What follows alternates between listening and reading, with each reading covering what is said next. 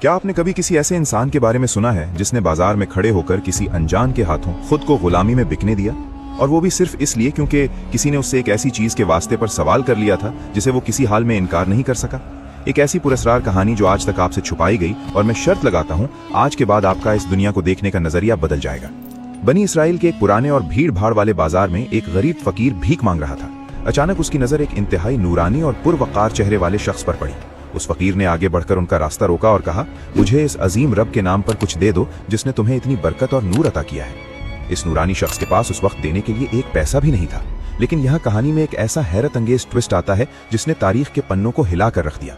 उन्होंने इस फकीर की आंखों में देखा और कहा, मेरे पास तुम्हें देने को कोई दौलत नहीं, लेकिन तुमने मुझसे मेरे रब की जात के वास्ते से मांगा है। जाओ, मुझे बाजार में ले जाकर किसी के हाथ बेच दो और पैसे रख लो।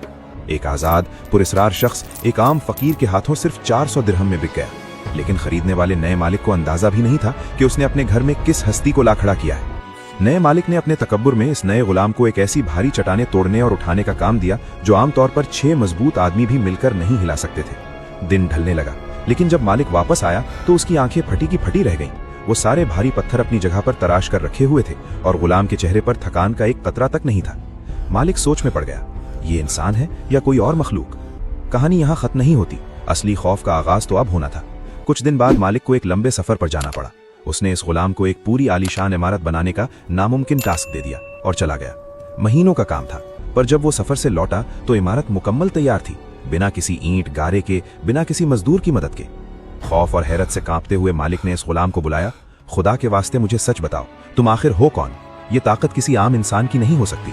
तब इस शख्स ने मुस्कुराते हुए एक ऐसा राज खोल दिया जिसके बाद मालिक के पैरों तले जमीन निकल गई। उन्होंने फरमाया, मैं कोई आम गुलाम नहीं, मैं अल्लाह का नबी खिजर हूँ। जब इस फकीर ने मुझसे मेरे अल्लाह के नाम पर सवाल किया तो मुझे शर्म आई कि मैं उस अजीम रब की नाम की लाज न रखूं, इसलिए मैंने खुद को गुलाम बनना मंजूर कर लिया, पर अपने रब के नाम को खाली नहीं जाने दिया।